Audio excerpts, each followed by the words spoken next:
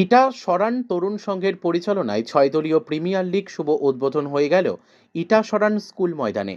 মুর্শিদাবাদের নবগ্রামের ইটা ছড়ান আইপিএল ৬ দলীয় টুর্নামেন্টের আয়োজন করা হয়। জাতীয় সঙ্গীত ও ক্লিয়ার পরিচিতির মাধ্যমে এই খেলার শুভ উদ্বোধন করা হয়।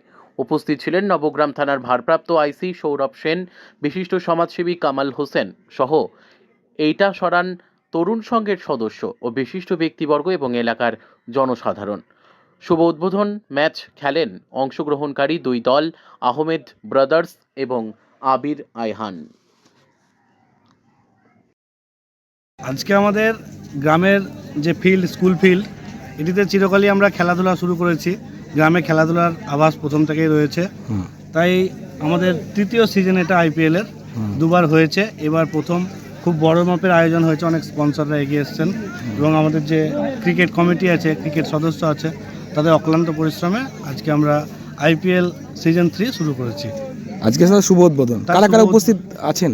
আজকে আমাদের বিশেষ অতিথি কামাল হোসেন সাহেব, আমাদের জেলা সভাপতি, যুব সভাপতি, এমনকি আমাদের নবগ্রামের আইসি সাহেব উপস্থিত হয়েছেন এবং বিভিন্ন স্পন্সর তারা উদ্যোগ নিয়েছেন এবং আমাদের মনোবল জুগিয়েছেন।